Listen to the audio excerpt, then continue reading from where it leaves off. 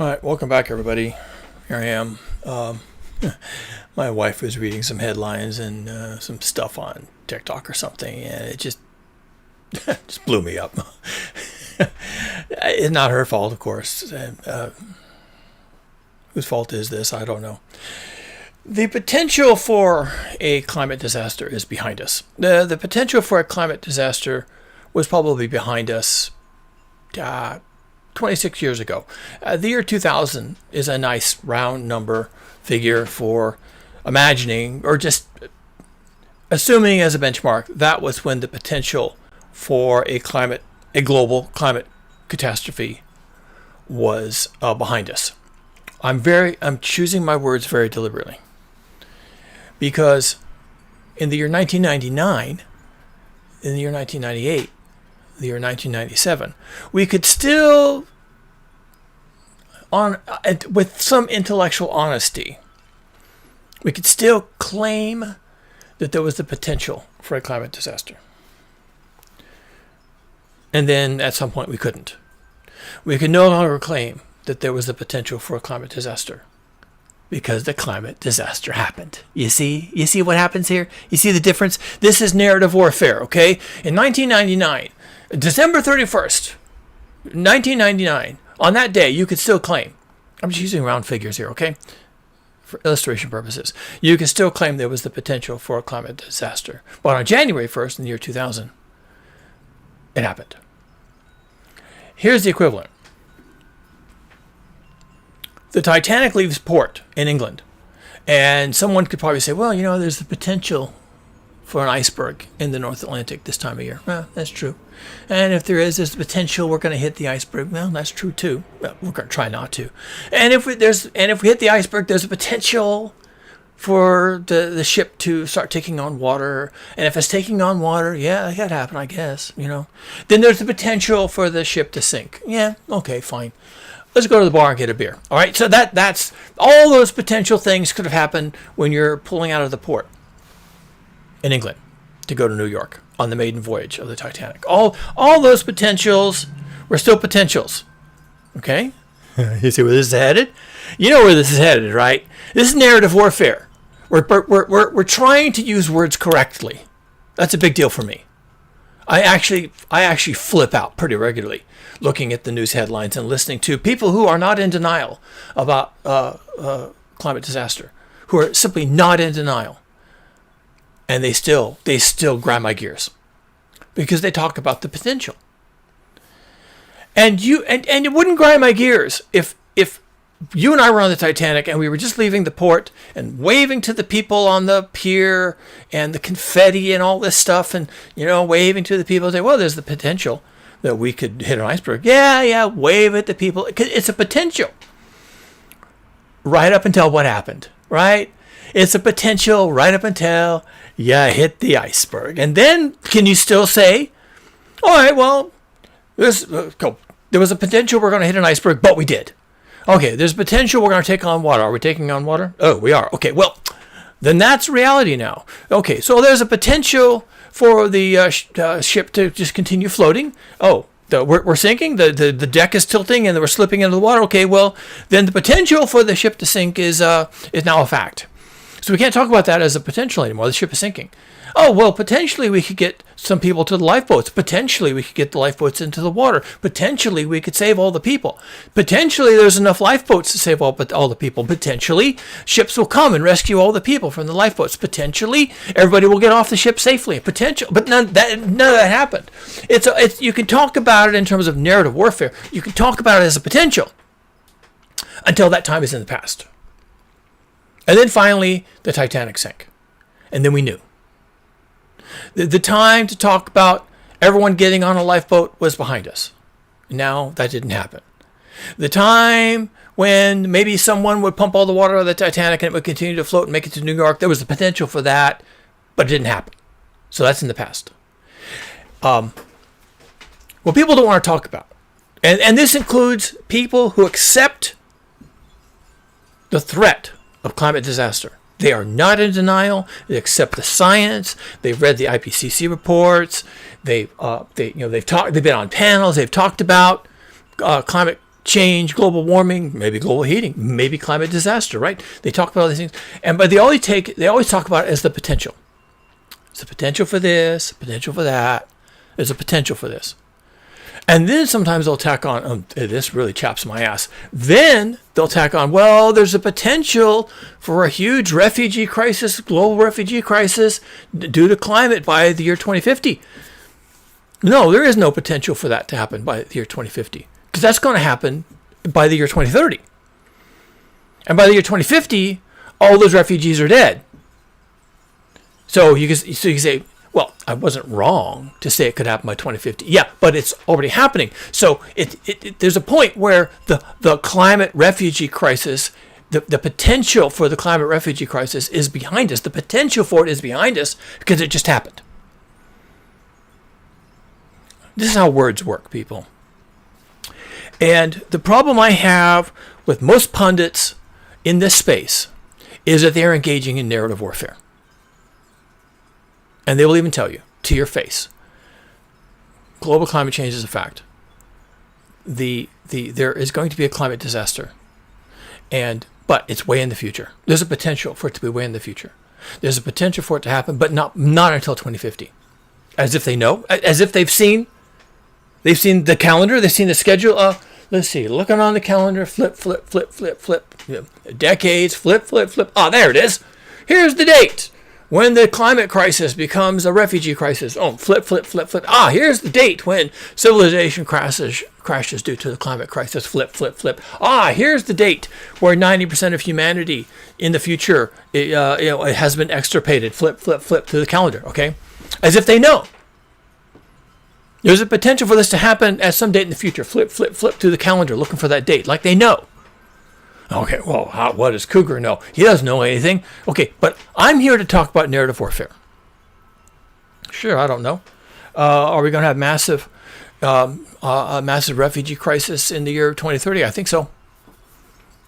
In fact, I think that's more likely to happen than we're going to have our first massive refugee crisis in the year 2040.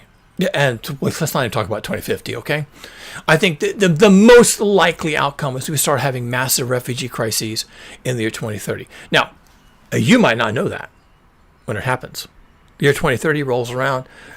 You're doing your thing. I'm doing my thing. We're watching the news, the headlines. You don't even know. They never tell you. It might even be considered terrorism to talk about it. They might suspend freedom of speech. And you can't talk about these things because if you do, that's fear-mongering, and that can make people afraid, and making people afraid is terror, right? And so you're a terrorist. I mean, you kind of see how this strings together, right? So it could be in 2030, it's considered terrorism to actually talk about this at all. So I'm just saying there's the potential for that. And I can say that because there's evidence right now, certainly in the Trump administration, but I suspect this is happening elsewhere too. It's probably happening in China, certainly in Russia. These are, the authoritarian regimes are all certainly doing this. But even the resolutely democratic and free speech regimes in Europe, well, that's about it now, right? Europe and the UK. Is the UK even a bastion of free speech? I don't know. There'll be people who tell you it is, and there'll be other people who swear it's not. Well, the destination all this is going is that this is scary talk, and you're not going to be free to talk about this. So even though there's the potential for bad things to happen, and bad things are already happening, there could be a situation where you simply don't know. As if you're on the Titanic and the captain doesn't tell anybody that the Titanic is taking on water. As the deck tilts, the captain tells you, oh, that's normal. And what would you know, right? You don't know anything about ships. Oh, yeah, it's tilting. This is how we pour the water out. He could tell you that. You're like, oh, okay, he's pouring the water out. Phew, okay, good job. I'll just wait for you to pour all the water out, and then that's how you're solving the problem. So people won't know. They just won't know. They can't wrap their brain around what's happening. They don't understand the science. They don't understand the literature. They don't understand the data. They don't understand the charts. They don't understand, all this scary talk, and they don't want to hear it. And so they are just perfectly fine with the powers that be, making this type of speech illegal having people who talk this way designated domestic terrorists, and then they won't hear it, and they won't know they're not hearing it. So we could sail right through the potential to the fact and not know it. And what I want to propose to you right now, since we could do that in the future, there's potential. If there's enough corruption of the freedom of speech and there's enough intimidation, we could sail right through the point where the potential for a disaster becomes the fact of a disaster. We could just sail right through that point and nobody would know. And what I want to propose right now is we already did that. Okay, we already did that. And you wouldn't know. You wouldn't know. I know. Yeah, I think we sailed through the threshold, that little fuzzy area where the potential for a disaster was still potential. And maybe something could happen, a miracle, right? Some Deus Ex Machina or whatever it would be. Who knows what kind of miracle it would be. A miracle discovery, a miracle level of cooperation between nations, an asteroid strike. I mean, some level of miracle that would, quote unquote, save us. There was the potential for that. But that's not behind us. And you didn't know that. You see? You didn't know that. Because right now, there is no potential for a climate disaster. There's no potential for a climate disaster. You're in it. You're in it. And at the worst case scenario is you entered this disaster that you are in, that you don't even know you're in the year 2023. Like middle of the summer. You entered this disaster in 2023 because climate scientists saw what happened in the Earth system and the wheels came off of the Earth system in 2023. It's also possible that the last really strong El Nino event, which was 2015, 2016, kicked us out of equilibrium. And that's the kind of fuzzy, the 2-year period, 2015, 2016, that's the kind of fuzzy period when it was no longer the potential for a climate disaster. In fact, you were in it. The potential for something to happen, if it never happens, then it's always the potential. But once it happens, it's not a potential anymore. This is narrative warfare, to continue to talk about it. Well, there's a potential for a climate disaster. Well, actually, the climate disaster started in 2023. Yeah, well, we don't agree. We think there's still the potential. And then they'll roll out all the mitigation ponies and adaptation ponies and all this other kind of stuff. Oh, we'll mitigate. We'll adapt. We'll innovate. We'll change something. We'll reduce carbon emissions.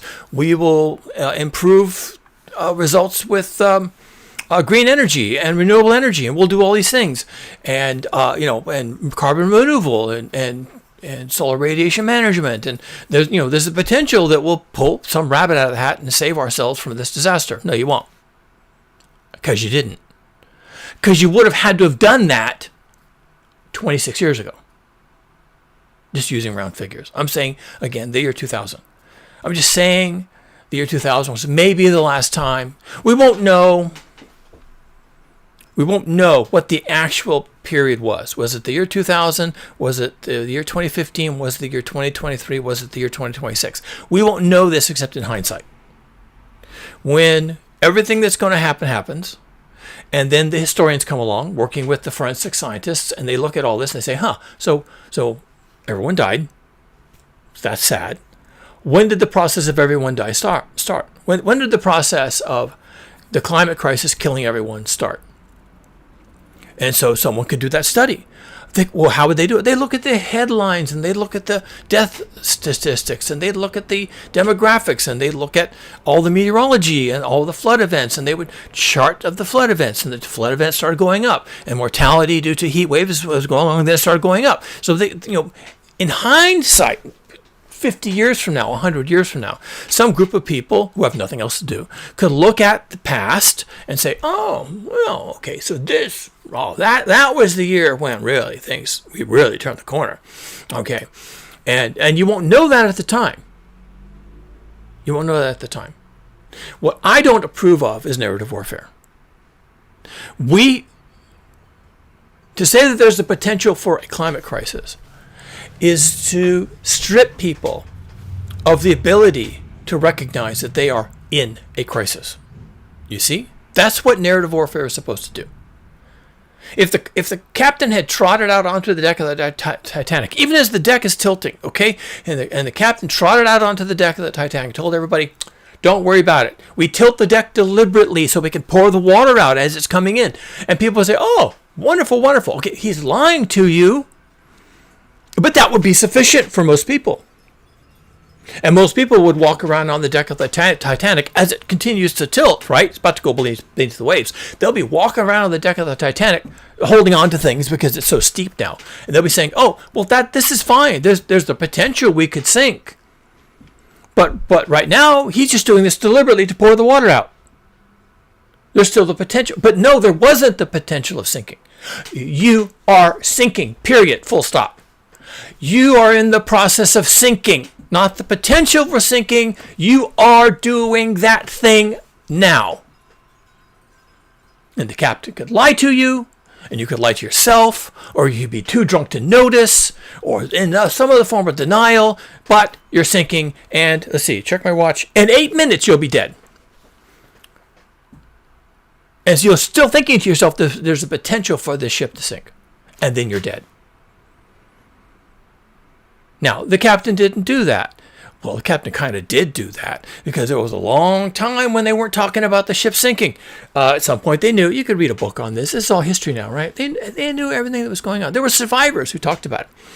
So you could unwind to the disaster, and you could figure out at what point the captain finally said, okay, he finally said something to the crew and passengers that the ship is sinking, get to the lifeboats. But he may have said that an hour after he actually knew that. Why would he delay? Weakness? Wishful thinking? Just paralysis? Couldn't face it? That's where we are right now. Today, there is not the potential for a climate catastrophe. You are sitting through it right now. People are still telling you there's the potential for this. That's narrative warfare. That's denial. That's going to get people killed. See my prior video. How much of this is deliberate? If the captain, okay, people who are in a leadership position are always having to balance different requirements and responsibilities. Whether you're the captain of the Titanic after hitting the iceberg, or you're a scientist, or an academic, or a media personality, or someone else who has a platform, or could know better, and you're having to constantly weigh, okay, what do I tell people? I'm just about to go on this panel. I'm just about to go on Joe Rogan. I'm just about to go on CNN. They're going to interview me. I even know what the questions are. It was all worked out in advance. All right, here's the questions. Here's the list of questions. They're not asking me when this is going to happen, or they're asking me when this is going to happen, but I had to provide the answer in advance, right? So they could evaluate it and edit it. Oh, you can't say 2030. You can't say, well, the potential for a climate disaster was actually, we have a climate disaster. There's no potential for it. We're in it. Okay, we're in it now. It started probably 2023, maybe even sooner. And we won't know until 100 years from now. We can look backward and decide academically, using data, when did we really run out of runway? When was it obvious to everyone that the ship was sinking? And what does that even mean for people? Now, there's not going to be a study done 100 years from now, or even a decade from now, to look back and say, so we're in a climate disaster. We're not really sure when that started, but if we have data and we have scientists and we have an idea now that we've been through the disaster, it's been 10 years, been 20 years, been 30 years, we've been through the disaster, or at least we're well enough into it, then now we can look back and say, when did it start? Okay, I don't think anybody's going to do that. Excuse me. I don't think there's going to be any such study. Now, I can't know. But the reason why I think there won't be any such study is because of human nature.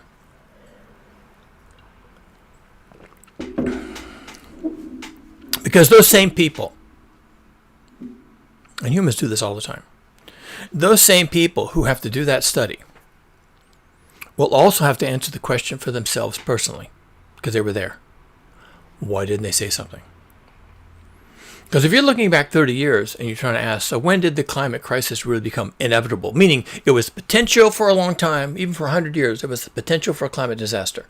And then we were in it. And then there's maybe a kind of fuzzy area where we were transitioning from, well, it might happen to, well, it just happened. Okay, there's a few years. When were those fuzzy few years? When did that happen? And maybe 30 years from now, they could, but they're not going to do that. Study and answer that question. When did we transition from the potential for a disaster to, oops, we're in a disaster? They won't do that because they'll be the survivors. Oh, and they'll be the elites, right? They got the money, right? They're able to move themselves around, private jets, all the money they need to, create new villages, create new habitat. They can move, into the boreal forest, clear the forest, use a nuclear bomb to clear the forest, build a new city in the boreal forest. They had the money for that. They had the political influence. And when the time comes for them to look back on what they did and why they did it, they're not going to want to talk about it. Why? What? That's human nature. We did that. The people who came to the New World, right, the colonists, who later became the Americans, they waged a genocide against the Native Americans. They did that. And then when all the Native Americans were dead, then there was no more Indian wars. And so they could start looking back. They could say, okay, Indian wars were a big deal. All right, fine. When did we start the Indian Wars? Okay, here's a date range. When did we end the Indian Wars? Okay, here's another date range. So between this date and this date, we propose that the Indian Wars began and stopped, and we killed all the Indians. And then they're like, oh, wait, we don't want to talk about that. What? No. I mean, that was our ancestors. My uncle, my grandfather, my grandmother, they were there. They were killing the Indians. They were really happy to be doing it. And now they inherited the North American continent, and the Native Americans are marginalized and or dead and or extinct. And we're not going to talk about that. And we don't. I'm American. I went through the entire American education system, K through 12. And then I went through, I don't even know, 10 years of college. Yeah, I did that. And we never, not once. I mean, seriously, not once did that topic ever come up. That was a big deal, people. So why? We did that. We were very proud of that at the time. The Indian Wars are over. Yep. Did that, done that. Presidents were probably elected on the reality that they ended the Indian Wars. Other people were elected to state legislatures and governors because they got rid of the Indians and we took the territory and now we're a state and now it's all ours. And, we got elected and they were proud to wear their credentials as an Indian killer and everybody raised the flag and waved the flag. But they don't do that anymore, do they? At the time, it made sense for them to brag about that. In a future generation, actually, could we just not talk about that? I mean, that's the approach. That's what humans do. That's what humans do. And it's everything. It's drug abuse, spousal abuse, all of it. Anything that humans do that, on later reflection, was possibly a bad idea, okay? They just don't want to talk about it. George Orwell, in his novel 1984, called it the memory hole. The memory hole. You stuff things down the memory hole. I'm trying to remember in the novel, was it actually in a hole? I think it may have been a hole in the wall where you stuffed things that you didn't want to deal with. And the whole point of it was not to, I just wrote this down. That's evidence of a crime. Water it up, put it in the memory hole. You're not destroying evidence, you're destroying thoughts. Memory hole. It's a deliberate approach to cleanse yourself of the bad thing. So I don't think that the people who survive the disaster we are now in are ever going to look back and say, well, this was the date when we didn't do anything and we entered the disaster. These are all the things we did personally, us survivors did during the disaster to survive. And here was the end of the disaster when everyone was dead, but we were not. Okay, they're not going to have that discussion. It's going in the memory hole along with everything else. And I know that because you don't know when this climate crisis disaster began. It was never talked about. It was in the past. The potential for a climate disaster ended as a potential no more than 2023. It's definitely not in the future. In about the year 2023, the wheels came off. What does that mean? To you, it means nothing. To me, it means the wheels came off. Okay? And we entered the climate disaster in 2023. I even said so at the time. I remember quite distinctly looking at the chart and looking at what the chart was doing and how the line went up, and it made no sense. And I'm going to say, and I said, they're not going to figure this out. I said it at the time, several times. I think I even came on this channel and did a video back in 2023. Yes, I've been doing this a long time, okay? I came on this video, and sometime after the wheels came off, I came on here and I said, okay, I want you folks to know the wheels have come off. And I want you folks to know they're not going to have an explanation for this. Because I'm looking at it and I don't understand what happened. And I should be able to figure that out. Because I'm no dummy. And I've been looking at this hard for a long time. And I'm looking at 2023 and don't know. Can't tell you. And to this day, I haven't seen, read, or been exposed to. It doesn't mean there isn't anything, but I haven't seen any reasonable explanation for why the wheels came off in 2023. Lots of theories, hypotheses, lots of arguments about it. And then we just sort of dropped the topic.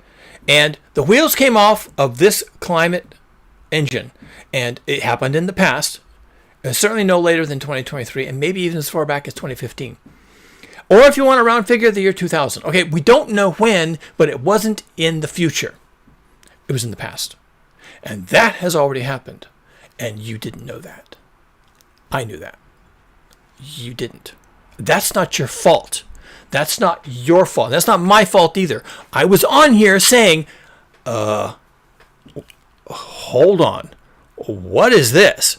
Oh, I don't know what this is. This looks weird to me. I don't think they're going to have an answer for this because this doesn't make any sense. And they didn't. They didn't. As far as I'm concerned, they didn't. And I haven't seen any discussions or reports about the definitive reason why. And there's hemming and hawing, and maybe there's something out there that you could point to and say, well, that must be the reason. Well, I haven't seen anything. And that's when the wheels came off in the past. And now the potential for a climate disaster is in the past. You're in it, and you didn't know that. Your Titanic is sinking, and you didn't know that. Future generations would look back and say, oh, well, we think now, with the benefits of hindsight, that the wheels came off in the year 2023. I knew that in 2023. You didn't, and you don't know that now. It's in your past. The wheels came off in your past. This is now 2026. Oh, and by the way, this summer,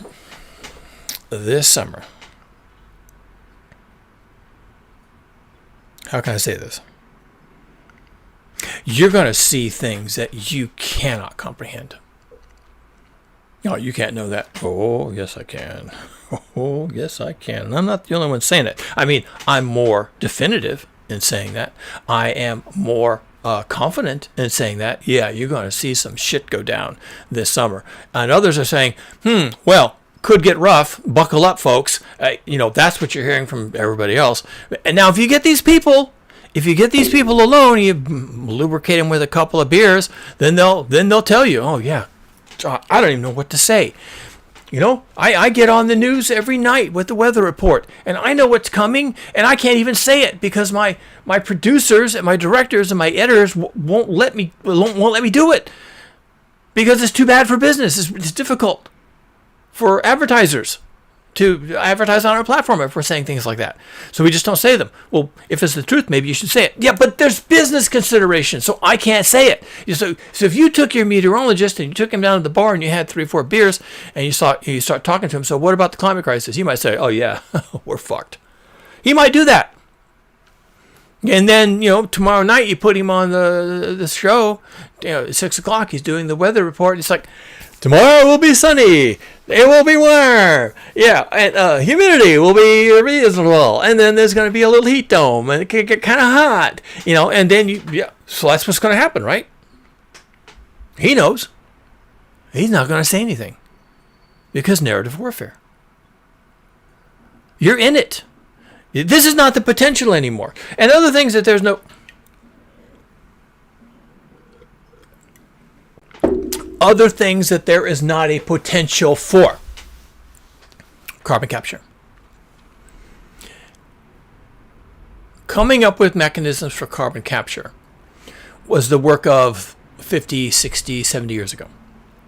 The time to have been doing carbon capture in a meaningful way would have been 30, 40 years ago. So give ourselves 20, 30 years for the research, and then by now we should be 40 years into the project of capturing all the carbon and doing something with it.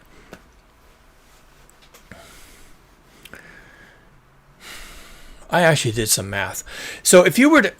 So carbon dioxide has weight. You don't think of it that way, but it does. Dry ice is frozen carbon dioxide. And there's other... And it has weight. You can actually put it on a scale and measure it.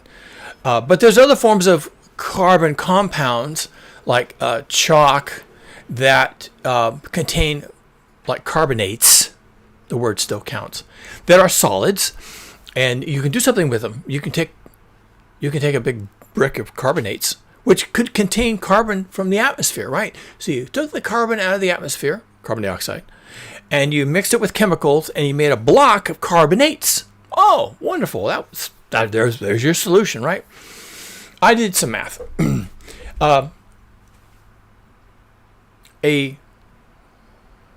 A fired brick, the usual construction bricks, they're like 3 inches wide, 2 inches deep, and about 7 inches long. That kind of a brick. Standard brick. A standard kiln-fired brick weighs 7 pounds. Now, carbonates are really light. We're talking about chalk, right? Compare a block of kiln-dried brick to a block of chalk, and you're going to say, oh, wow, this brick weighs like 5 times more than this piece of chalk. But I did a calculation. I said, okay, assume that a brick-sized block of carbonates, which we're going to hypothesize came from the atmosphere. It's a brick.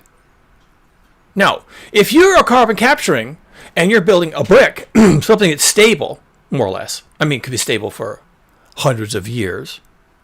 An actual kiln-fired brick is stable for probably 10,000 years. It's a rock. But if you were to stabilize a carbonate compound so it's like a brick and it can last 10,000 years without weathering, and a bunch of other supposes and whereases, okay, a lot of this is completely impossible. But let's say you did. Then I did a calculation. It's been a while since I did it, but I just want to give you the outline. If you could do carbon capture, you're going to have to capture the weight equivalent of 40 billion tons of CO2. Because that's what we're emitting into the atmosphere annually. Annually, every single year. 40 billion tons. It might even be higher than that now. All I can remember is the round figures. It may be up to like 43 now. But 40 billion tons. Not pounds, not gallons, not ounces, not grams. 40 billion tons with a T. 40 billion. Billion with a B. 40 billion tons annually of CO2 emissions. If you're going to capture that, here's the joke, right? How much does a ton of feathers weigh? Oh, I don't know. A ton of feathers. A ton. A ton of feathers weighs a ton. And it doesn't matter. You think a feather doesn't weigh much. Okay, it's a lot of feathers. A ton of feathers is a lot of feathers. Yes, I understand. I agree. It's a bad example. But a ton of feathers weighs a ton. And a ton of carbon dioxide weighs a ton. So if you were to extract... And mind you, okay, if you were to extract carbon dioxide and then make another compound like carbonates, which is not strictly speaking pure carbon dioxide, you're putting other things in there to make a solid mass that you can, it's a brick. Toss it back and forth between your hands. You could bury it in the ground. It's a brick. You can make things with it. But stupid thing to do. You shouldn't be build things with chalk. But let's say you did. Okay, you could use it to build things. And I reasoned, well, you could build a pyramid. You have all these, you spent the whole year-long effort to extract 40 billion tons of CO2. Tons! How much does a ton of carbon dioxide weigh? A ton. You extracted 40 billion tons. Now you have 40 billion tons of CO2 bricks. You could build a pyramid. You build a pyramid. You just basically stack them up, right? You start stacking them up, and you stack them up until you get to a point. Then you put a little flag on it, or whatever you want to put up there, and you say like, well, that we just made a pyramid, so we just used all our bricks. No, you didn't use all your bricks, because you've got 40 billion tons of CO2 bricks. 40 billion. Oh, okay. So how much does the Great Pyramid weigh? It's like 7 million tons. Okay, not billion, not 7 billion tons. 7 million. Millions differ from billions by 1,000. Now you start to see the problem. Okay, so how many pyramids would you have to make with 1 year's worth of CO2 pulled from the atmosphere? It's like 2,500 or something. I have to do the math. I promise. We'll do the math. We'll do it together. We'll do it on a spreadsheet. Would you like that? Would you like to see that? I don't think you even need to see that, do you? Because now you're telling me that you're going to extract 40 billion tons, which weighs, see how much does that weigh? Oh, that's right. It weighs 40 billion tons. And you're going to build pyramids out of it. And those pyramids are going to weigh 7, 8, maybe 10 million tons each. 10 million tons. Well, that's nothing. You've got 40 billion tons of bricks laying around you have to do something with. And how many pyramids are you going to make? It's like 2,000. Annually, just to extract the CO2 you're emitting this year, you're going to have to make 2,000 pyramids out of CO2 bricks that you don't even have. Now, there's the potential for CO2 removal, but I'm going to argue that the potential for CO2 removal became impossible 50 years ago. We can't do this. 50 years ago, we weren't emitting 40 billion tons of CO2 into the atmosphere. And maybe it was 4 million tons. Still tons. How much does a ton of CO2 weigh? Weighs a ton. Okay, so 4 million tons. Maybe it was 4 million tons at some point. Well, okay, that's like one pyramid. So if we had done the thing 40, 50 years ago, and 40, 50 years ago, we started removing all the CO2, and we generated, enough bricks to make a pyramid. One pyramid, though, just one, okay? Because it's not 40 billion tons, it's 4 or 7 million tons. And if we had done it back then we have a story. Well, okay, every year we have to extract this CO2 out of the atmosphere, and every year we have to make it into bricks, and every year we have to take all those bricks and make a pyramid. It's going to take a lot of people, a lot of technology, a lot of energy, probably more fossil fuels, right? You know how that is. And we're going to have all this, we'll have to figure all this out, all this industry, all this transportation. Who gets the pyramid? We don't even know, right? Someplace we're going to build a pyramid. Maybe we build them in the Sahara Desert. We could do that. So now you're going to transport, 7 million tons of CO2 bricks to the Sahara Desert and build a pyramid? Okay, fine. And then you're going to do that every year. And so by now, if 50 years later, we've built, if we kept our emissions to 7 million tons a year, by now we would have 50 pyramids. All new pyramids, 50 all new pyramids built in the Sahara Desert from just the CO2 from just the last 50 years. So if we had started 50 years ago, we would be in a completely different situation and also a completely different world, because the world today would have 50 pyramids the size of the Pyramid of Giza made out of carbon dioxide bricks, weighing 7 pounds apiece.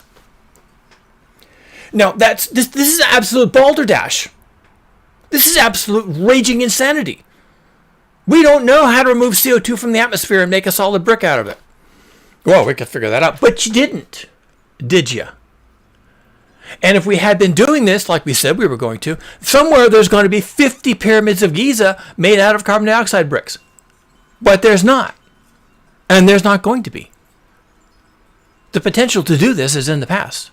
Because now it's not 7 million tons of CO2 annually. It's 40 billion tons. And today we would have to build 2,000 pyramids of Giza annually out of bricks of CO2 extracted from the atmosphere. That's the task you're taking on. That's what you're talking about. That's not going to happen. Well, we could.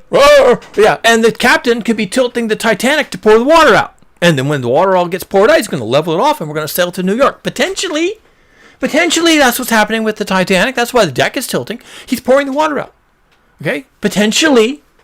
But that's stupid. You have to be a retard to believe that. You have to be an absolute simpleton, a moron.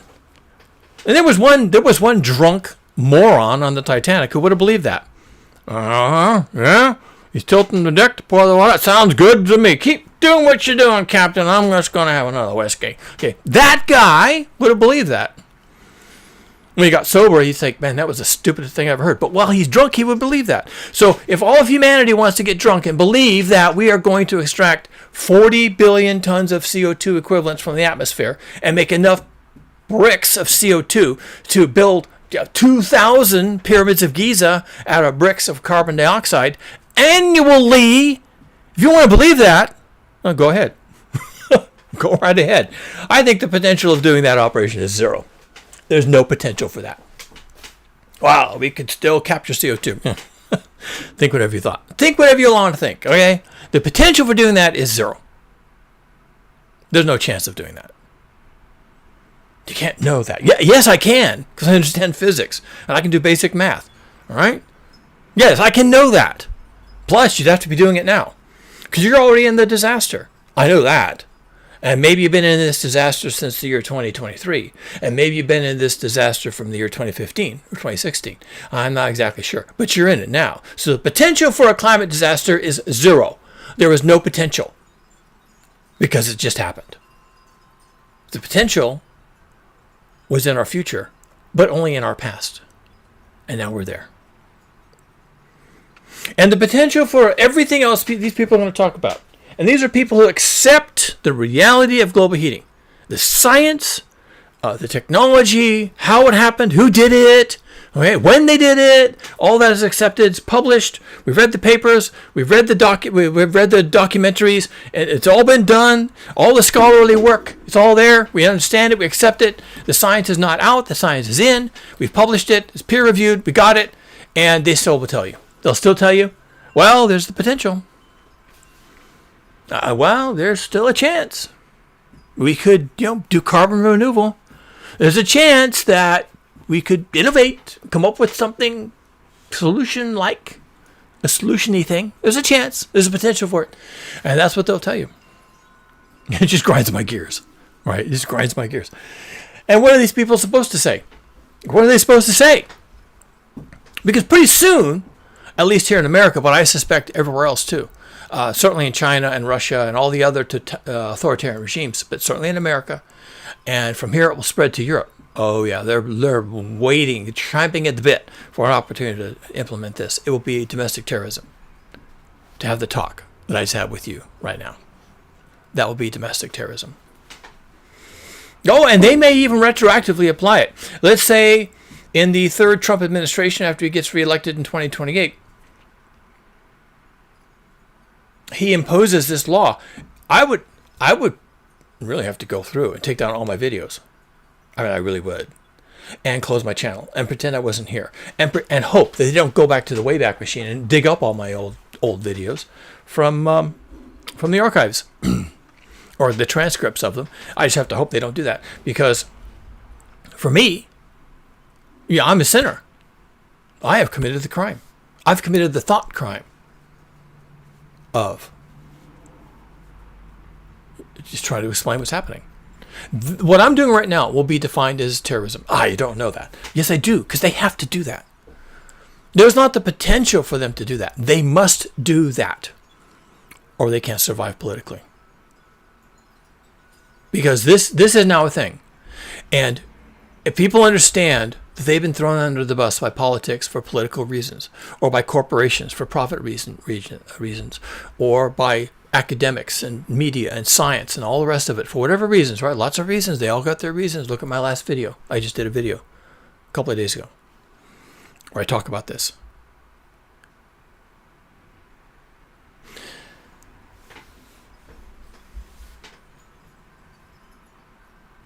Eventually, we can't have this discussion.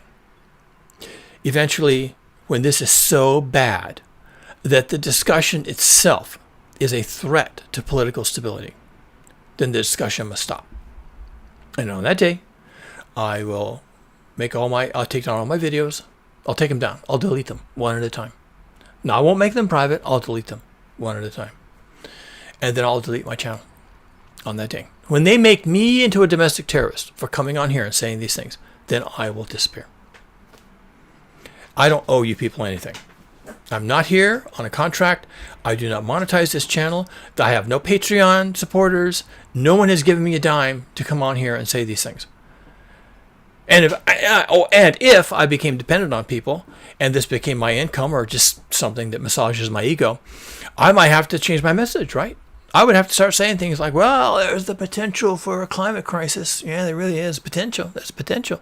I could probably say that and get away with it according to the censors. There's potential. Yeah, I don't know. 100 years from now, we might have a climate crisis. 100 years from now, yeah, I'd say so. Absolutely. There's potential. I'd have to start talking like that. Well, right now, I don't have to. I'm not going to. I'm not going to. And when the time comes that I get declared a domestic terrorist, because that's going to have to happen, then I just take this down. Simple as that. I don't know anybody anything. And I'll be getting myself to the lifeboats. Because I understand what's happening. There's a climate crisis. Not the potential for one. Maybe 50 years ago there was a potential for one. But now we're in it. And now there's no getting away. There was the potential for getting caught in a climate crisis. But now we are caught in a climate crisis. And there's no escape. How long does this last? Could we just outwait it? Could we just tough it out? Could we?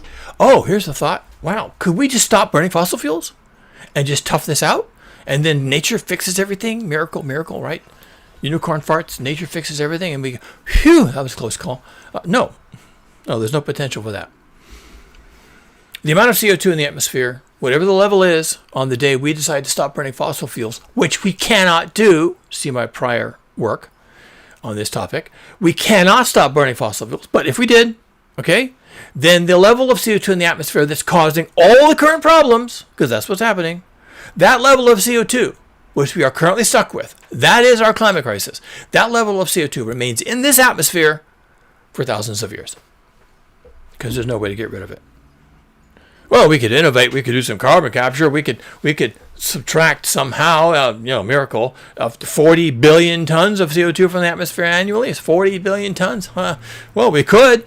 We might. And monkeys might fly out of my butt. Yeah, I suppose it's possible. Sure. Okay, fine. Think whatever you like. No, not happening. This goes on for thousands of years. The day we stop burning fossil fuels, then it's going to take 1,000 years to solve this through natural means. We won't have fossil fuels, which is the necessary energy source to do anything industrial, to set up industries to solve this problem for us. And that's how all of our behavior from now on has to go.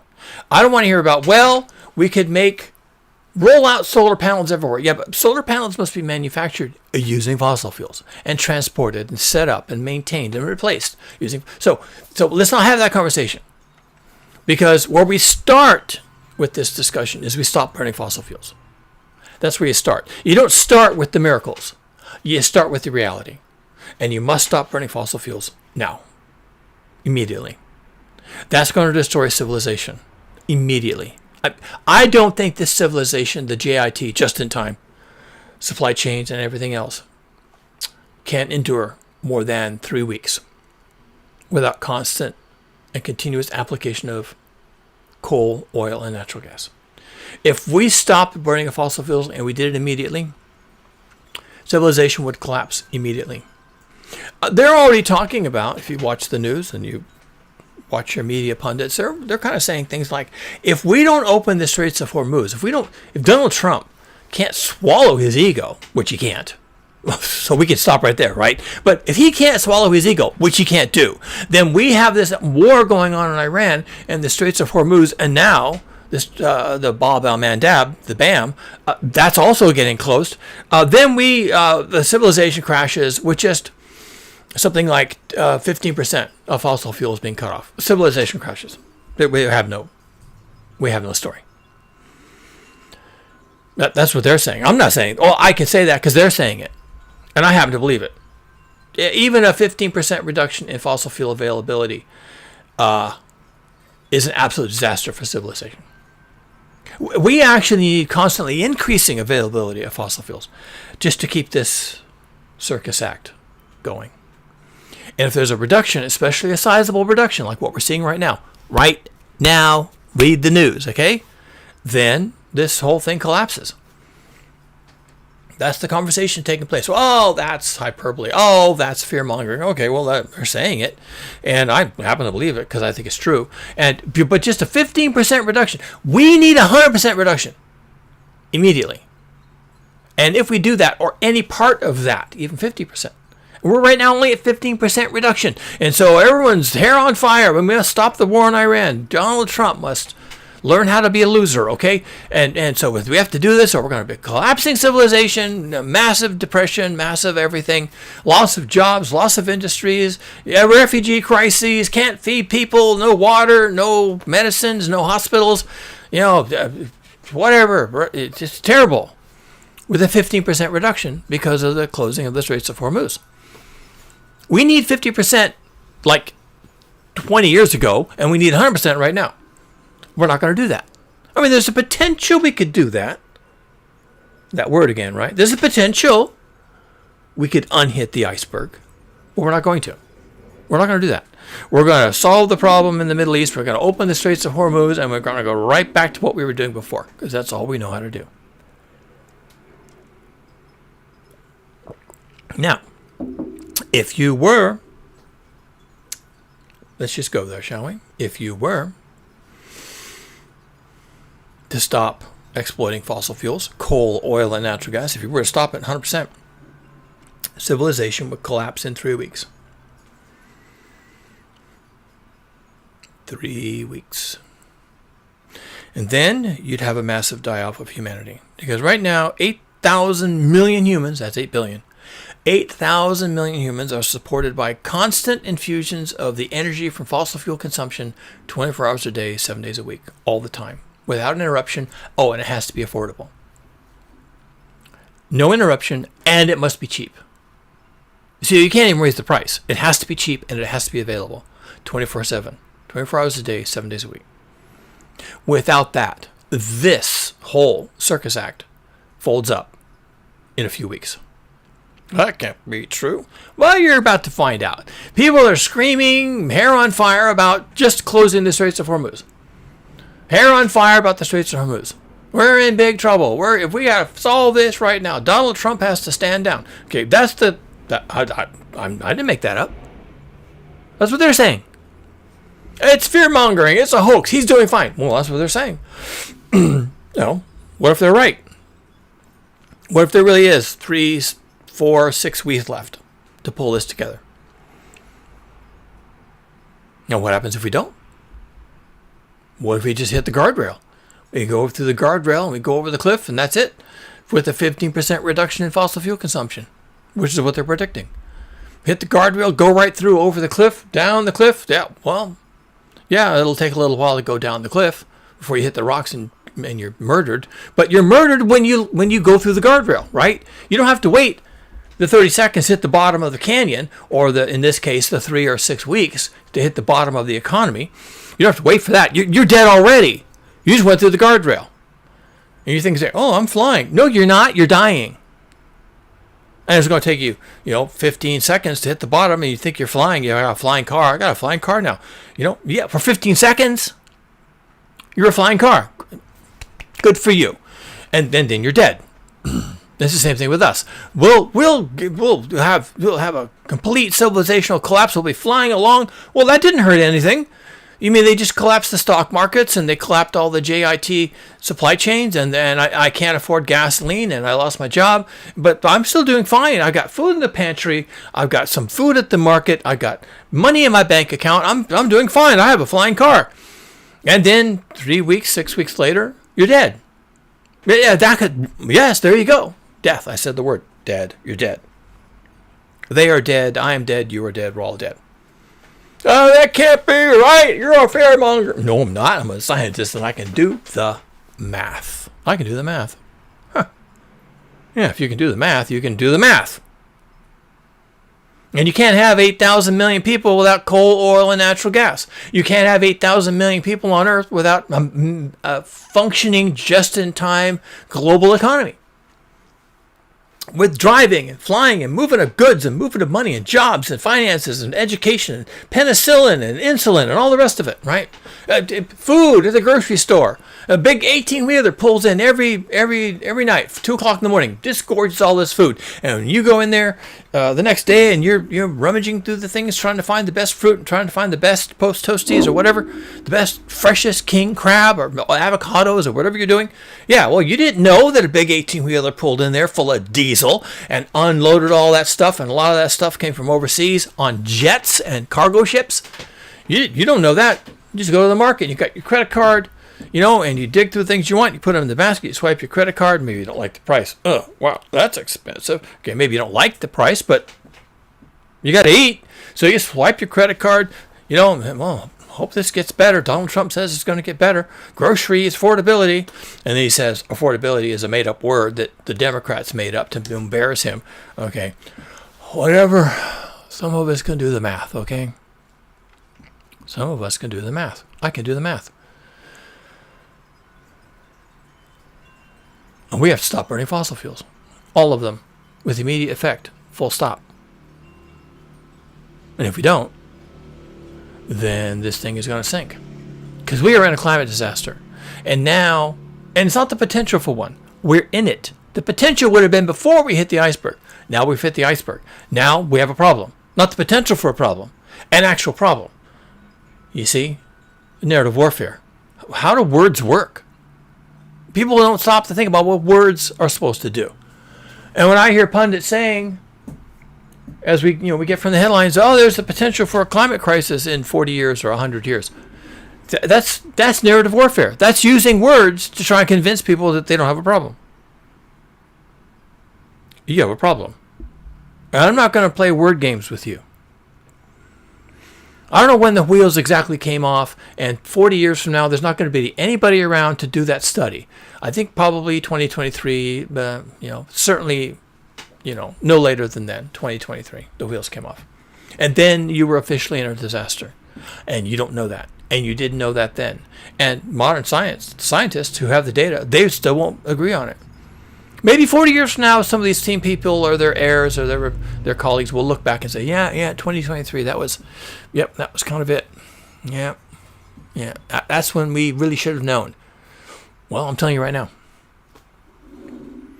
And when they come back and they're saying there's a potential for this and the potential for that, and we can still pull this together, we can still save ourselves from this. Yeah, no. We're in it now. What am I supposed to say? We're in it. The crisis is here. Welcome to the crisis. It's been going on for a while. And by the end of the summer, October, November, you'll know what that means. The deck is tilting. And they'll have all these stories about why the deck of the Titanic is tilting and why you shouldn't worry about it. And, well, after it sank, people understood, I guess that was meaningful. And what we're in right now is meaningful. And a few months from now, more people will understand that. And a few years from now, everyone will understand that. Except they might not. Again, narrative warfare is the tool of choice. And if they can silence me and get my videos taken down, get me taken off, or black bag me and send me to Gitmo, whatever they have to do, then they win for certain values of the word winning, and then the climate crisis happens anyway. Because physics. The Titanic sinks anyway, because it's filling with water. And all your narrative warfare about how the ship can't sink, and it says right on the ticket, right here, unsinkable. It says right here. I paid a lot of money for this ticket, because it says right here on the ticket, unsinkable. The Titanic is unsinkable. It doesn't matter what it says, it's sinking. And if you think it's not going to sink, and you were the last one to the lifeboats, maybe you don't get a lifeboat. Maybe you go down with the ship. And of the 8,000 million humans on Earth right now, there's not enough lifeboats. There you go. Of the 8,000 million people on Earth, 8,000 million are going to go down with the ship. And you say, that's 100%. There's actually a little more than 8,000 million. There's like 8,300 million. I don't think 300 million of us survive this. I don't think more than about, well, 80 million is 1% of the current population. 80 million, that's a lot of people. I don't think this Earth, with this climate crisis, which is a thing now, not a potential for a thing, not a possibility, a thing. I don't think this planet, with the problems we have just today, can support 80 million people. That's 1% of the current population. Math. We're talking math here, okay, people? I don't think this planet can support 80 million people. In the past, even without a climate crisis, it didn't support more than 200 or 250 million people. And 80 million is about a third of 250 million. This planet is in trouble. And you don't have another one. And Elon Musk doesn't have another one either. He thinks he does. Yeah, he's run out of time. Elon, my dude, you're out of time. Figure something else out. You got your money. Get your head out of your ass. Figure something else out because you've run out of time. You want to talk about it? Hit me up. We'll talk about it, okay? Math. You're a math guy. Let's talk some math. 80 million people is too many. We're not going to survive that. 1/10 of 80 million is 8 million. Yeah, probably. I think 80 million. 8 million of the current 8,000 million. 1/1000th of the current population is guaranteed to survive. Potentially. Potentially. We'll see, won't we? Yeah, we'll see. That's what I got. That's what I got for you today. Been grinding my gears about this.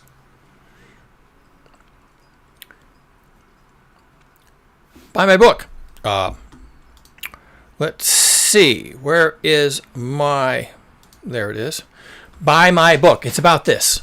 Everything I just discussed is in the book. Actually, there's a whole chapter where I calculate how many people survive the collapse of civilization. There's an entire chapter that for somebody else would be a novel, or at least the basis of the plot of a novel. I have a chapter about why only a certain number of people survive. Do we want to have that discussion here? If you want me to come on here and live do the math, we can do the math. Or I could just read that chapter. I might do that. Maybe I'll come on here live and read that chapter from my book. There's actually a couple of chapters I might want to read that are essentially essays inside the book. The book has 100 days, actually 101 because I messed up on my numbering. Has 101 days of journal entries about what happens to people after the fall of collapse of civilization. And then there's essays that I've included. I don't know how many, 5, 6 essays that I also include in there. Maybe I'll come on here and I'll read some of those essays. That would be fun. It's been a while since I revisited that. Maybe it's almost time to update the book, right? If you want this book, yeah, get it at Amazon. The link is in the description to this video and every video I've done since this book was published. Link in the description. Also, there's a link to Buy Me a Coffee. And, it's just warm fuzzies, right? You want to fund me through Buy Me a Coffee. I drink a lot of coffee, so actually that's not a bad thing to do. You'd be helping me out. But also, free, completely free. You can do it with a mouse click. Like the video. Share the video. And I guess these days you can hype a video. So if you got hype rights, or I have hype ability, like the video, hype the video. It's a whole nother mechanism for getting smaller producers noticed. And subscribe, because I come back here once in a while. I haven't been back here a lot recently because I've been so busy doing other things. It's summer. I'm supposed to be busy. So I've been doing other things. Oh, and I'm working on my second novel called Ariadne. And it's also about the collapse of civilization, but this time I'm focusing on... And these two books are not mutually exclusive. They could actually run in parallel. Where I talk about how the rise of artificial intelligence can and probably would cause the collapse of humanity based on the climate crisis. So it's like this book that's on the screen right now, but I introduce additional characters. Oh, and it's dramatic. So there's narrative, character development, character arcs. It's a big deal, and I'm really enjoying writing, and I'm having a lot of fun with it. And that's why I'm not on here much doing videos. I don't know how much good these videos do. And writing my novel Makes more sense to me. So, if you want me back on here, like the video, leave a comment, tell me what you'd like for me to discuss, and if I like the recommendations, I'll come back. Otherwise, I'm just going to continue writing my novel, and I'll come back here when something has been grinding my gears again, right? Something is grinding my gears almost every day, but I'm getting to where I don't care. I've given up on humanity.